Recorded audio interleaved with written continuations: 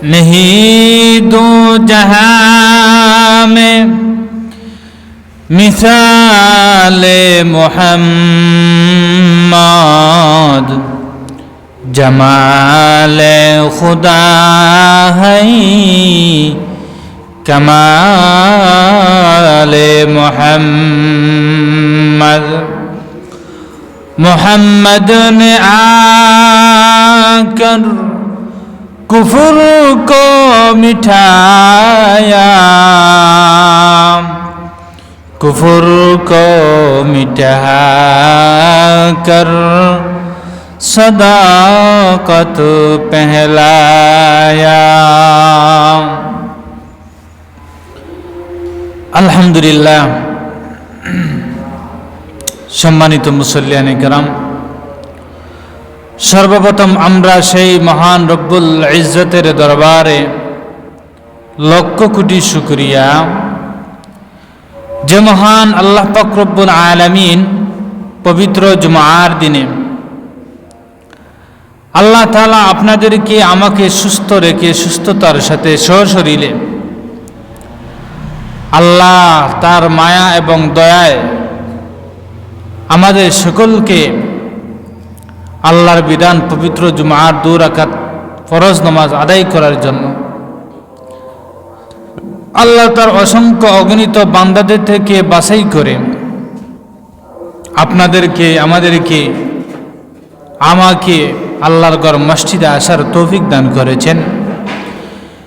এজন্য আমরা সেই মহান রব্বুল আলামিনের দরবারে সর্বপ্রথম লক্ষ কোটি শুকরিয়া আদায় করি। আমরা সকলে জোরে সুরে বলি আলহামদুলিল্লাহ।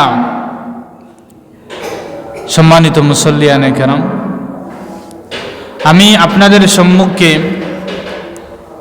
যে আয়াতটি পাঠ করেছি, নবী করিম সাল্লাল্লাহু আলাইহি ওয়াসাল্লামের অসংখ্য অগণিত হাদিসের ভান্ডার থেকে একটি হাদিস পাঠ করেছি। এই আয়াত এবং হাদিসের আলোকে আজকের এই জুমায় সংক্ষিপ্ত কিছু আলোচনা করার চেষ্টা করব।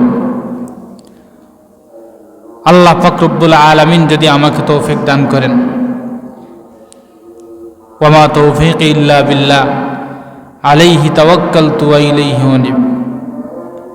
মুআজ্জাজ মুসাল্লিয়ানে কেরাম, আমরা এই পৃথিবীতে এসেছি, আল্লাহ আমাদেরকে পাঠিয়েছেন আল্লাহর গোলামি, আল্লাহর ইবাদত, আল্লাহর আনুগত্য করার জন্য। আর আমাদের দুনিয়াবি রীতি যে আছে, যদি কোনো কামলা থাকে তাহলে এই কামলা তার মালিকের অনুগত হয়ে চলাফেরা করতে হবে। যে কামলা যত বেশি মালিকের আনুগত্য করবে, মালিককে মেনে চলবে, এই কামলাকে মালিক তত বেশি ভালোবাসেন, মহব্বত করেন। এর বিপরীত যদি কোনো কামলা তার মালিকের অবাধ্যতা করে, মালিকের নাফরমানি করে, মালিকের কথা মতো কাজ করে না, তার মন গড়া যেভাবে ইচ্ছা সেইভাবে তার ইচ্ছা স্বাধীন কাজ করে, অলসতা করে, তাহলে দেখবেন কিছুদিনের ভিতরে এই মালিক, তার যে মালিক আছে এই মালিকটা তাকে কি করবে? ছেড়ে দেবে। এটা তো দুনিয়ার নিয়ম। এর বিপরীত যে মহান রব্বুল আলামিন আমাদেরকে বানিয়েছেন, তিনি তো আমাদের মালিক, খালিক মালিক, আমরা তো হলাম তার গোলাম। এই মালিক আমাদেরকে যতগুলো আদেশ করেছেন, এই মনিব আমাদেরকে যতগুলো আদেশ করেছেন, এই আদেশগুলো যদি আমরা পরিপূর্ণরূপে আদায় করতে পারি, পরিপূর্ণরূপে মানতে পারি, তাহলে তো আমি মালিকের আনুগত্য করলাম, মালিকের কথা মানলাম। এর বিপরীত যদি আমি দুনিয়ার মালিক যেভাবে তার কামলা নাফরমানি করলে মালিক তাকে ছেড়ে দেয়, ঠিক তেমনি ভাবে আল্লাহ পাক রব্বুল আলামিন তা আমাদের বড় মালিক, আল্লাহ তাআলা আমাদের মুনিব। সেই মালিকের কথা তো আরো বেশি মানতে হবে। সেই মালিকের কথা আমরা তো মেনেই চলতে হবে। যদি আমি আমার মালিকের কথা পরিপূর্ণভাবে মানতে না পারি, যদি আমি আমার মালিকের কথা না শুনি, তাহলে তো আমি নাফরমান বান্দা হলাম, আমি পরিপূর্ণ মালিকের আনুগত্য এতাআত করতে পারলাম না। সেই হিসাবে আপনাদের সম্মুখে যে আয়াতটি পাঠ করেছি, এই আয়াতটি হচ্ছে বর্তমান সমাজে একটি ভয়ঙ্কর যে পরিণতি আছে, বর্তমান সমাজের মধ্যে একটি জিনিস আছে, এই জিনিসটাকে মানুষ অনেক সময় অবহেলা করে, যাকে আমাদের পরিভাষায় সুদ বলা হয়। এই সুদের পরিণতি এবং পরিণাম অনেক ভয়ঙ্কর। এই সুদ যে কত বড় জঘন্যতম কাজ, জঘন্যতম অপরাধ, কোরআন হাদিস তালাশ করলে আপনার দেখতে পারবেন এই সুদ নামক পরিণতি, এই সুদ নামক ভয়ঙ্কর যে বড় গুনাহ, এই গুনাহটা কত ভয়ঙ্কর। আল্লাহ পাক রব্বুল আলামিন আমাদেরকে এই পৃথিবীতে পাঠিয়েছেন, আমরা কি করব? আল্লাহ পাক রব্বুল আলামিনের সকল কথা মেনে চলব।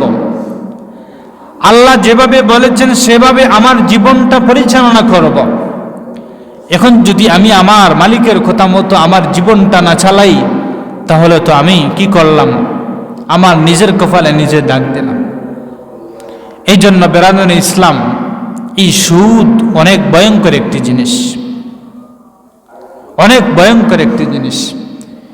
এই সুদ এই সমাজটাকে নষ্ট করে দেয়। এই সুদের দ্বারা মানুষ অনেক বড় বড় ধরনের অনেক বড় বড় অপরাধ করে ফেলে। আর এই সুদের পরিণাম পরিণতি অনেক ভয়ঙ্কর। যদি আমরা যারা সুদ খায়, ঘুষ খায়, অনেক সময় আমরা মনে করতে পারি যে তারা তো বিশাল বিশাল অট্টালিকার মালিক, 1 লাখ টাকা দিয়ে কোটি কোটি টাকার মালিক হয়ে গেছে।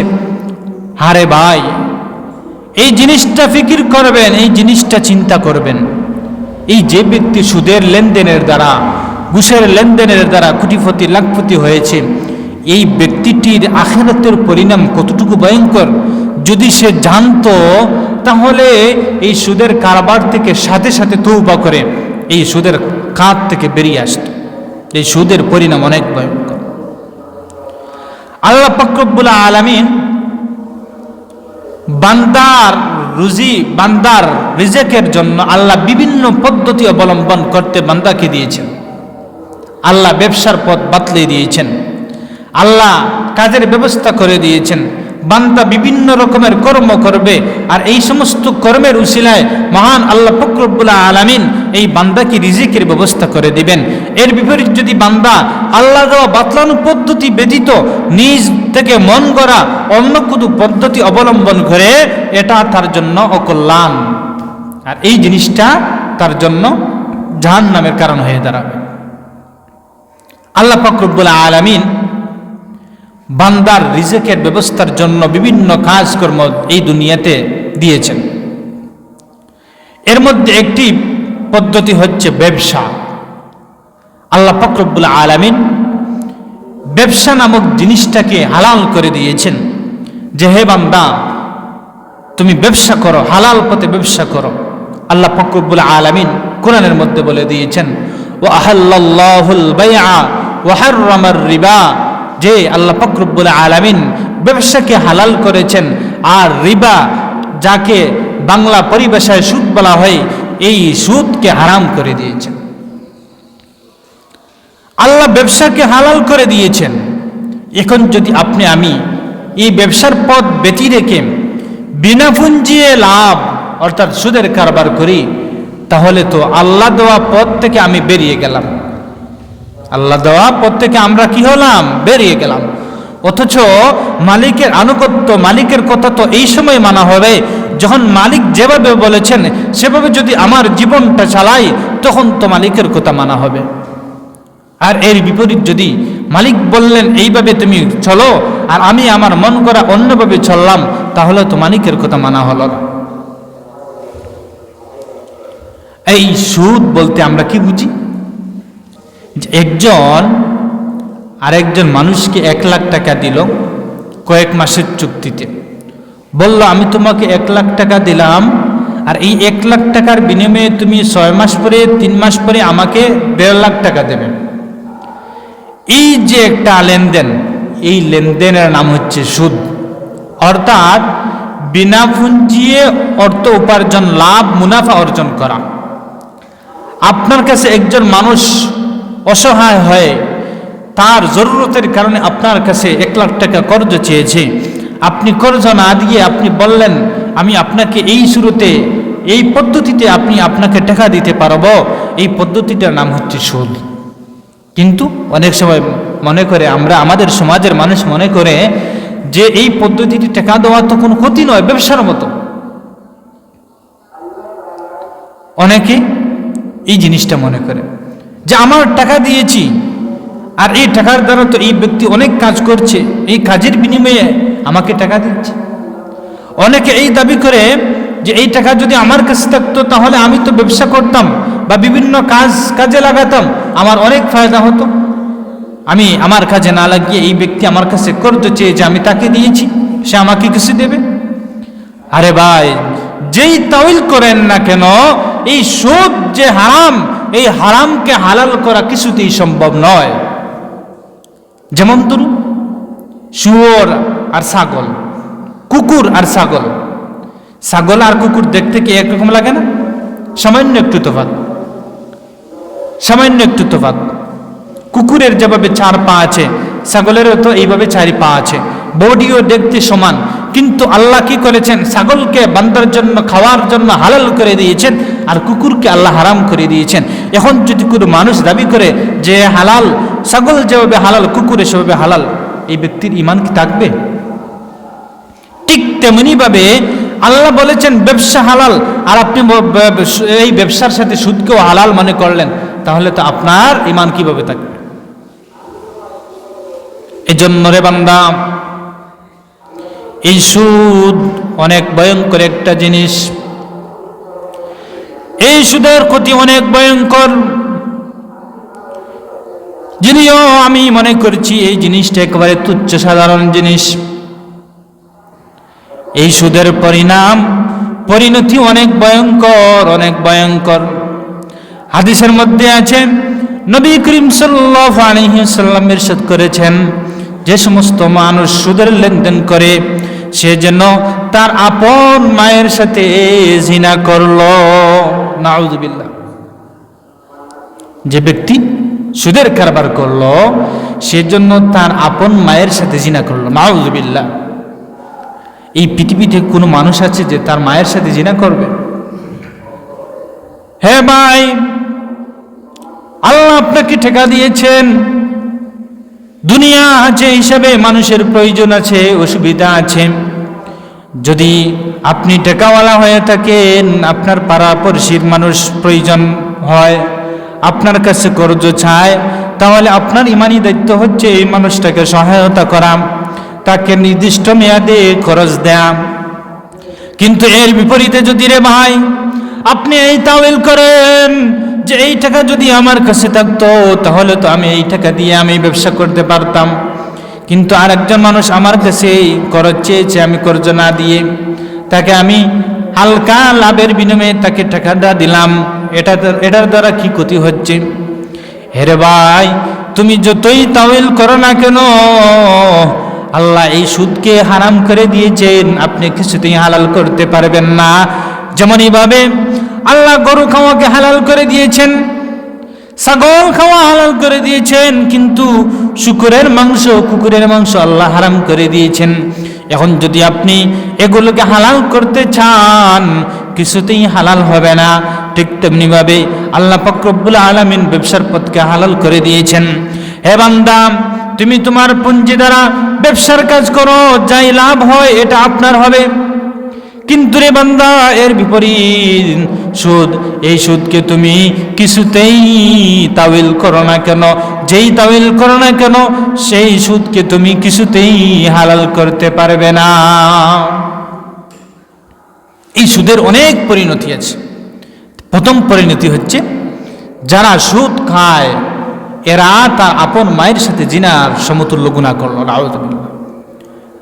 দ্বিতীয় নম্বর পরিণতি হচ্ছে যে সমস্ত মানুষ সুদ খায় তাদের পেটটা ডেরামের মতো বড় হয়। যারা সুদ খায় তাদের তৃতীয় নম্বর পরিণতি হচ্ছে যে গ্রামের মধ্যে সুদ বেশি চলে এই গ্রামে থেকে বরকত কমে যায়। আল্লাহ পাক রব্বুল আলামিন এই গ্রাম থেকে বরকতকে ছিনিয়ে নেন। যে ব্যক্তি সুদ খায় এই সুদের দ্বারা এই এলাকার মধ্যে রিজিকের অভাব আসে। যে এলাকায় সুদ চলে এই সুদের পরিণতি হলো আল্লাহ পাক রব্বুল আলামিন এই সুদখোরের কারণে এই এলাকা থেকে আল্লাহ পাক রব্বুল আলামিন যত ধরনের বরকত আছে এই বরকতকে আল্লাহ পাক রব্বুল আলামিন ছিনিয়ে নেন। এই সুদের ভয়ঙ্কর পরিণতি আছে। নবী করিম সাল্লাল্লাহু আলাইহি সাল্লামের একটা হাদিস হযরত আব্দুল্লাহ ইবনে মাসউদ রাদিয়াল্লাহু তাআলা আনহু থেকে বর্ণিত। হযরত আব্দুল্লাহ ইবনে মাসউদ রাদিয়াল্লাহু তাআলা আনহু বলেন, লাআনা রাসূলুল্লাহ সাল্লাল্লাহু আলাইহি ওয়াসাল্লাম আকিলার রিবা ওয়া মুকিলাহু। রাসূল করিম সাল্লাল্লাহু আলাইহি ওয়াসাল্লাম এই হাদিসের মধ্যে যারা সুদ খায় এদের প্রতি রাসূল করিম সাল্লাল্লাহু আলাইহি সাল্লাম লানত করেছেন। লানা রাসূলুল্লাহ সাল্লাল্লাহু আলাইহি সাল্লাম আকিলার রিবা ওয়া মুকিলাহু। যারা সুদ খায় তাদের প্রতি রাসূল করিম সাল্লাল্লাহু আলাইহি সাল্লাম লানত করেছেন এবং যারা সুদ খাওয়ায় তাদের প্রতিও রাসূল করিম সাল্লাল্লাহু আলাইহি সাল্লাম লানত করেছেন। এখন আপনি আরেকজন মানুষের কাছ থেকে 1 লাখ টাকা আপনি বিপদে পড়ে নিলেন, করজ না নিয়ে আপনি তাকে বললেন, ভাই আমি একটি বড় মুসিবতের মধ্যে পড়েছি রে ভাই, এই মুসিবত থেকে যদি আমি বের হতে চাই তাহলে তোমার কাছ থেকে কিছু টাকা নেওয়া ছাড়া আমার পক্ষে এই বিপদ থেকে বের হওয়া সম্ভব নয়। হে ভাই আপনি আপনার টাকাটা ব্যবসার কাজে লাগাতেন। হে ভাই আপনি ব্যবসার কাজে লাগিয়ে যে পরিমাণ অর্থ হয় ফায়দা হবে আমি এই পরিমাণ অর্থ দিব, আমাকে তুমি 1 লাখ টাকা কর্জ দাও। আপনি বললেন কর্জ দাও, কিন্তু ভিতরে বললেন ভাই আপনি তো এই টাকা দিয়ে ব্যবসা করতেন, ব্যবসা করে কিছু টাকা মুনাফা হাসিল করতেন, আপনি এই টাকাগুলো ব্যবসা না করে আমাকে দিয়ে দেন, ব্যবসা করে যে পরিমাণ অর্থ হাসিল হবে আমি আপনাকে দিয়ে দেব। আপনিও হিকমত অবলম্বন করলেন, পথ বাতলিয়ে দিলেন। এভাবে আপনি কয়েক মাসের জন্য 1 লাখ টাকা নিলেন আর দেওয়ার সময় 1.5 লাখ টাকা দিয়ে দিলেন। এই যে একটা সুযোগ যে ব্যক্তি আপনাকে দিয়েছে তাকেও আপনি একটি সুযোগ দিলেন, তাকেও বিনা পুঁজিতে খাওয়ার একটি সুযোগ দিলেন। অথচ আল্লাহ পাক রব্বুল আলামিন আপনাকে অনেক পদ্ধতি দিয়েছেন যে আপনি যদি বিপদের মধ্যে পড়েন, অনেক সময় যদি আপনি কোনো মুসিবতের সম্মুখীন হন তাহলে আরেকজনের দ্বারস্থ হবেন, আপনি নির্দিষ্ট মেয়াদে টাকা পয়সা খরচ নেবেন। কিন্তু আপনি এই সুরত পদ্ধতি অবলম্বন না করে সুদের পন্থা অবলম্বন করলেন। এজন্য রাসূল করিম সাল্লাল্লাহু আলাইহি সাল্লাম বলেন, যে ব্যক্তি সুদ খায় আর যে সুদের ব্যবস্থা করে দেয় উভয়ের প্রতি আল্লাহর লানত। নাউযুবিল্লাহ। এই সুদ জিনিসটা অনেক ভয়ঙ্কর। আরেকটি হাদিসের মধ্যে আছে রাসূল করিম সাল্লাল্লাহু আলাইহি সাল্লামের হাদিস, লাআনা রাসূলুল্লাহ সাল্লাল্লাহু আলাইহি ওয়াসাল্লাম আকিলার রিবা ওয়া মুকিলাহু ওয়া শাহিদাহু ওয়া কাতিবাই। নবী করিম সাল্লাল্লাহু আলাইহি সাল্লাম এই হাদিসের মধ্যে ইরশাদ করেছেন যে ওই সমস্ত মানুষের প্রতি লানত, ওই সমস্ত মানুষের প্রতি লানত যারা কি করে সুদ খায়। নাউযুবিল্লাহ, আমরা সকলে বলি নাউযুবিল্লাহ। আর ওই সমস্ত মানুষের প্রতিও লানত যারা সুদখোরদেরকে সুদ খাওয়ার ব্যবস্থা করে দেয়। নাউযুবিল্লাহ। আল্লাহ রাসূল এই কথা বলে শেষ করেননি, বরং এই হাদিসের মধ্যে আরো বলেছেন। কি বলেছেন? এই সুদ লেনদেন করতে যারা লেখার মাধ্যমে সহযোগিতা করবে, স্ট্যাম্প করে এই সুদের লেনদেনটা করবে, অর্থাৎ যে সমস্ত মানুষ এই সুদের কারবার করতে গিয়ে যদি লেখার প্রয়োজন হয়, ইসলামের প্রয়োজন হয়, এই লেখকের প্রতিও রাসূল করিম সাল্লাল্লাহু আলাইহি ওয়াসাল্লাম বলেছেন এই লেখকের প্রতিও লানত, নাউযুবিল্লাহ। এখন দেখেন এই সুদটা অনেক ভয়ঙ্কর, অনেক ভয়ঙ্কর। শুধু তাই নয়, আরো অনেক পরিণতি আছে। নবী করিম সাল্লাল্লাহু আলাইহি সাল্লাম বলেন এই সুদের কারবার করতে গিয়ে, এই সুদের লেনদেন করতে গিয়ে যে সমস্ত মানুষ সাক্ষী হবে, যারা সাক্ষী দেবে, যেমন একজন মানুষ আরেকজন মানুষের কাছ থেকে সুদের নিয়তে কিছু টাকা নেওয়ার জন্য আসলো, আর যে ব্যক্তি সুদ দেবে সে বলল তুমি যে আমার কাছ থেকে সুদের বিনিময়ে টাকা নেবে, আমি তো কিছু মানুষকে সাক্ষী রাখতে চাই। এই মুহূর্তে যে সমস্ত মানুষ এই চুক্তিতে সাক্ষী হবে, নবী করিম সাল্লাল্লাহু আলাইহি ওয়াসাল্লাম এই সমস্ত মানুষের প্রতিও লানত করেছেন, নাউযুবিল্লাহ। তাহলে আমরা কি বুঝতে পারলাম এই দুইটা হাদিস থেকে? যারা সুদ খায় তাদের প্রতিও লানত, আর যারা কি করে সুদে খাওয়ার ব্যবস্থা করে দেয় তাদের প্রতিও লানত। শুধু তাই নয়, যারা এই সুদের কারবার করতে গিয়ে সুদী ব্যক্তিদের এই লেনদেনটা লিখে দেবে এই লেখকের প্রতিও লানত, আর যারা এই সুদের লেনদেনটা পাকাপোক্ত থাকার জন্য সাক্ষী প্রদান করবে তাদের প্রতিও রাসূল করিম সাল্লাল্লাহু আলাইহি ওয়াসাল্লাম লানত বর্ষণ করেছেন, নাউযুবিল্লাহ।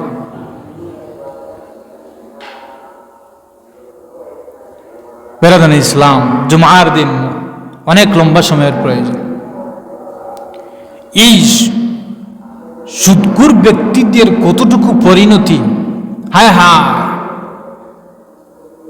এই জিনিসটা দুনিয়াতে কেউ অবলোকন যদি করতে পারত তাহলে সাথে সাথে তওবা করে এই সুদের কারবার থেকে বেরিয়ে আসত।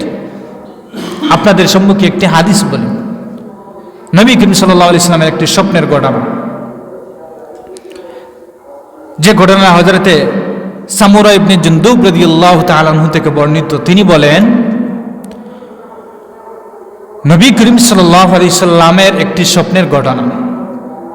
নবী করিম সাল্লাল্লাহু আলাইহি ওয়াসাল্লাম একদিন ঘুমের মধ্যে, স্বপ্নের মধ্যে দেখলেন দুইজন ব্যক্তি তার কাছে এসেছেন। দুইজন ব্যক্তি নবী করিম সাল্লাল্লাহু আলাইহি ওয়াসাল্লামের কাছে আসলেন, এসে বললেন, হে মুহাম্মদ, আপনি আমাদের সাথে চলো, আপনি আমাদের সাথে চলুন। নবী করিম সাল্লাল্লাহু আলাইহি সাল্লাম বলেন, এই ঘটনার মধ্যে বলছেন নবী করিম সাল্লাল্লাহু আলাইহি সাল্লাম বলেন, আমি এই দুই ব্যক্তি যখন আমাকে বলল, হে মুহাম্মদ আমাদের সাথে চলো, আমিও তাদের সাথে একটি পবিত্র মরুভূমিতে পবিত্র উপত্যকায় চললাম। অনেক লম্বা পথ চলতে চলতে নবী করিম সাল্লাল্লাহু আলাইহি সাল্লাম বলেন, আমি এই ব্যক্তিদের সাথে অনেক লম্বা পথ চলতে শুরু করলাম, পবিত্র ভূখণ্ডে চলতে শুরু করলাম। চলতে লম্বা পথ চলতে চলতে আমরা রক্ত পড়া একটা নদীর কাছে আসলাম, যে নদীটা রক্তে দ্বারা পরিপূর্ণ, রক্ত দ্বারা পরিপূর্ণ এই নদীটা। আর এই নদীর মধ্যে কোনো পানি নেই, শুধু রক্ত আর রক্ত। নবী করিম সাল্লাল্লাহু আলাইহি সাল্লাম বলেন, অনেক লম্বা পথ অতিক্রম করে এই দুই ব্যক্তির সাথে আমি রক্ত ভরা একটি নদীর কাছে আসলাম, যে নদীতে শুধু রক্ত আর রক্ত, পানি বলতে কিছুই নেই।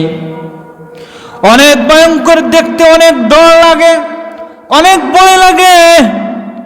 আমি এই দুই ব্যক্তির সাথে এই রক্ত ভরা, রক্ত পরিপূর্ণ এই নদীর কাছে আসলাম। আসার পর দেখলাম একজন ব্যক্তি এই রক্ত ভরা নদীর মধ্যে আছে, আর একজন ব্যক্তি এই রক্ত ভরা নদীর পাড়ে আছে, আর তার চতুর্দিকে অনেক পাথর, পাথর আর পাথর। নবী করিম সাল্লাল্লাহু আলাইহি সাল্লাম বলেন,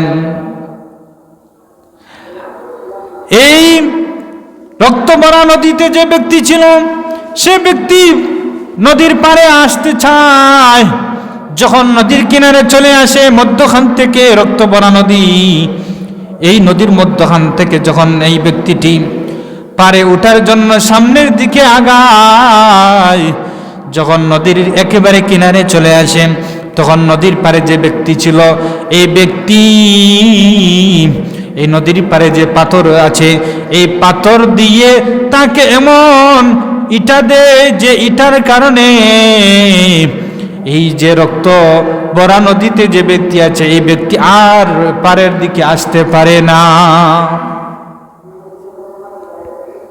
নবী করিম সাল্লাল্লাহু আলাইহি ওয়াসাল্লাম বলেন, এভাবে এই ব্যক্তি বারবার আসতে চায়, যখন নদীর একেবারে কাছে চলে আসে, তখন পারে যে ব্যক্তি আছে, এই ব্যক্তি আবার পাথর দ্বারা ইটা দেয়। ইটা দেওয়ার সাথে সাথে তার মুখের মধ্যে গিয়ে টাস করে পাথরটুকু পড়ার কারণে এই ব্যক্তি আবার নদীর মধ্যখানে চলে যায়, আর তার শরীরে পাথরটি ডেঙ্কে আবার নদীর এই পারে চলে আসে।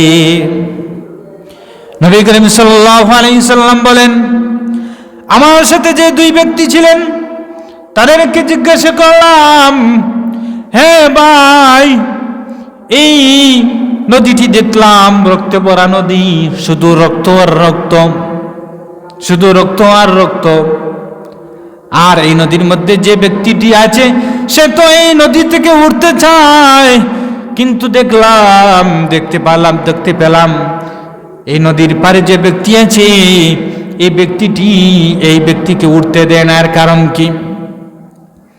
নবী করিম সাল্লাল্লাহু আলাইহি সাল্লাম বলেন, তার সাথে যে দুই ব্যক্তি ছিলেন তাদের একজন বললেন, হে ভাই, আপনি এই নদীর মধ্যে, এই রক্ত ভরা নদীর মধ্যে যে ব্যক্তিকে দেখছেন, এই ব্যক্তি হচ্ছে ওই মানুষ যে দুনিয়াতে সুদ খেত। নাউযুবিল্লাহ। হে ভাই, নবী করিম সাল্লাল্লাহু আলাইহি সাল্লামের সাথী যারা ছিল তারা বললেন, হে মুহাম্মদ, আপনি যে ব্যক্তিকে দেখতে পাচ্ছেন নদীর রক্ত ভরা নদীর মধ্যখানে আছে, আর সে নদীর পারে আসতে চায়, কিন্তু কিয়ামত পর্যন্ত এই ব্যক্তি আর এই নদীর পারে উঠতে পারবে না। নাউযুবিল্লাহ। নবী করিম সাল্লাল্লাহু আলাইহি সাল্লামকে বললেন তারা, যে এই ব্যক্তি হচ্ছে ওই মানুষ যে দুনিয়াতে সুদ খেত। নাউযুবিল্লাহ। এরপর এই সাথীদ্বয় বললেন, হে মুহাম্মদ, এই ব্যক্তি কিয়ামত পর্যন্ত এভাবে পারে উঠতে চাইবে, কিন্তু এই নদীর পারে ওঠা এই ব্যক্তির পক্ষে জীবনেও সম্ভব হবে না। নাউযুবিল্লাহ। এই বললাম আপনাদেরকে হাদিস, আর আল্লাহ পাক রব্বুল আলামিন তার কালামে হাকিমের মধ্যে বলছেন, ইয়া আইয়ুহাল্লাযীনা আমানুত্তাকুল্লাহ ওয়া যারু মা বাকিয়া মিনার রিবা ইন কুনতুম মুমিনিন। আল্লাহ পাক রব্বুল আলামিন তার কালামে হাকিমের মধ্যে ইরশাদ করেছেন, আল্লাহ ইমানদার বলে সম্বোধন করছেন। আল্লাহ কি বলেন দেখেন, ইয়া আইয়ুহাল্লাযীনা আমানুত্তাকুল্লাহ, হে ইমানদারের দলেরা, হে আমার বান্দারা, হে আমার বান্দিরা, আমানুত্তাকুল্লাহ, হে ইমানদারের দলেরা, তোমরা আমি আল্লাহ পাক রব্বুল আলামিনকে ভয় করো। ইত্তাকুল্লাহ। এরপরে আল্লাহ বলছেন, ওয়াযারু মা বাকিয়া মিনার রিবা ইন কুনতুম মুমিনিন। হে ইমানদার গোলামেরা, হে আমার বান্দারা, যদি তোমরা ইমানদার হয়ে থাকো, যদি তোমরা মুসলমান হয়ে থাকো, যদি তোমরা মুমিন হয়ে থাকো, তাহলে তোমরা সুদের কারবারকে ছেড়ে দাও। আল্লাহ কি বলছেন, ওয়াযারু মা বাকিয়া মিনার রিবা ইন কুনতুম মুমিনিন, যদি তোমরা মুমিন হয়ে থাকো। আল্লাহ প্রথমে বললেন ইয়া আইয়ুহাল্লাযীনা আমানুত্তাকুল্লাহ, হে ঈমানদারের দলেরা, তোমরা আমি আল্লাহ পাক রব্বুল আলামিনকে ভয় করো। এরপরে আল্লাহ কি বলছেন?